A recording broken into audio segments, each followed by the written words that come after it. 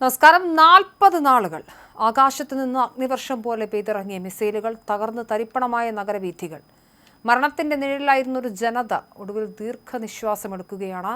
ഇറാനിലെ സാധാരണക്കാരുടെ ജീവിതമാണ് പറഞ്ഞത്.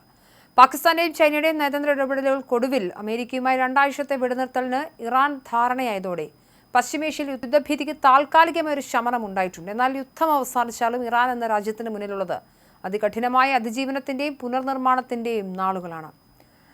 എത്ര തന്നെ റീബിൽഡ് ചെയ്യാൻ ശ്രമിച്ചാലും ഒരു വലിയ നഗരത്തെ തന്നെ ഇത് ബാധിച്ചിട്ടുണ്ട് എന്നുള്ളത് യാഥാർത്ഥ്യമാണ്. ആ നാട്ടിലെ സാധാരണക്കാരായ ജനങ്ങളുടെ അവസ്ഥയാണ് പറയുന്നത്. അവിടെ നിന്ന് ലഭ്യമാകുന്ന എണ്ണ വിറ്റ് കിട്ടുന്ന കോടിക്കണക്കിന് പണം മുഴുവനും തങ്ങളുടെ അധികാരം നിലനിർത്താൻ വേണ്ടിയും ആയുധങ്ങൾ വാങ്ങിക്കൂട്ടാൻ വേണ്ടിയുമാണ് ഇറാൻ ഭരണകൂടം എന്നും ചെലവാക്കിയിട്ടുള്ളത്.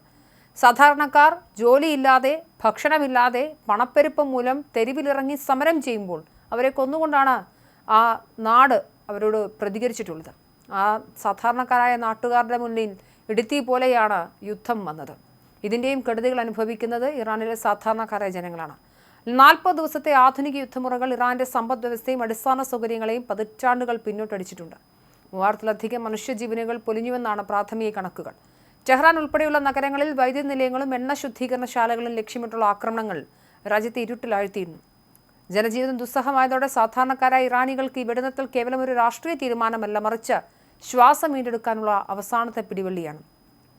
യുദ്ധം ഏതെങ്കിലും തരത്തിൽ അവർക്ക് പ്രയോജനപ്രദമായോ എന്ന് ചോദിച്ചു കഴിഞ്ഞാൽ ഇല്ല എന്നത് തന്നെയാണ് ഉത്തരം. അവർക്ക് ഭരണമാറ്റം ആവശ്യമായിരുന്നു, അവർക്ക് ജനാധിപത്യം വേണമായിരുന്നു. അങ്ങനെയുള്ള ഒരു ആവശ്യങ്ങളും യുദ്ധം കൊണ്ട് നടന്നില്ല എന്നിടത്ത് ഇറാൻ ജനതയുടെ ജീവിതം വീണ്ടും പൊള്ളുകയാണ്. ഹോർമൂസ് കടലിടുക്ക് വീണ്ടും തുറന്നു നൽകാനുള്ള ഇറാന്റെ തീരുമാനം ആഗോള വിപണിക്ക് ആശ്വാസമായിരുന്നു. എന്നാൽ ലെബനനിൽ ഇസ്രായേൽ ഇന്നലെ നടത്തിയ തീമഴയ്ക്ക് പ്രതികാരമെന്ന രീതിയിൽ വീണ്ടും ഹോർമൂസ് കടലിടുക്ക് ഇറാൻ ബന്ദിയാക്കിയിരിക്കുകയാണ്. ഇറാന്റെ ആഭ്യന്തര രാഷ്ട്രീയം കലുഷിതമായി തുടരുകയാണ്. മുൻ പരമോന്നത നേതാവ് അയത്തുള്ള അലി ഖമനയുടെ വധത്തിന് പിന്നാലെ അധികാരമേറ്റ മകൻ മുജ്തബ ഖമനയി തന്റെ പിതാവ് അലംഘനീയമെന്ന് കരുതുന്ന പല നിയമങ്ങളും ഇപ്പോഴെന്തായാലും വീണ്ടും നടപ്പിലാക്കുകയാണ്. അമേരിക്കൻ വൈസ് പ്രസിഡന്റ് JD വാൻസുമായി സ്പീക്കർ മുഹമ്മദ് ബാക്കർ ഖാലിബാഫ് ഇസ്ലാമാബാദിൽ വെച്ച് നേരിട്ട് നടത്തുന്ന ചർച്ചകളൊക്കെയുണ്ട്.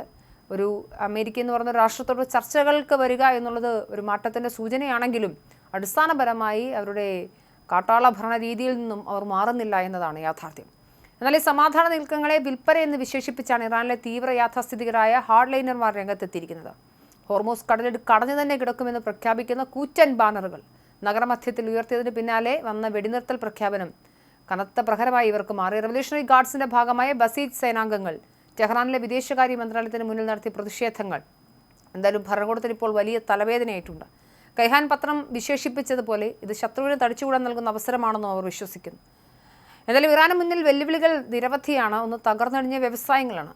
എണ്ണ ഉൽപ്പാദന മേഖലയ്ക്കും വ്യവസായശാലകൾക്കും ഏറ്റ നാശനഷ്ടങ്ങൾ നികത്താൻ കോടിക്കണക്കിന് ഡോളർ ആവശ്യമായി വരും.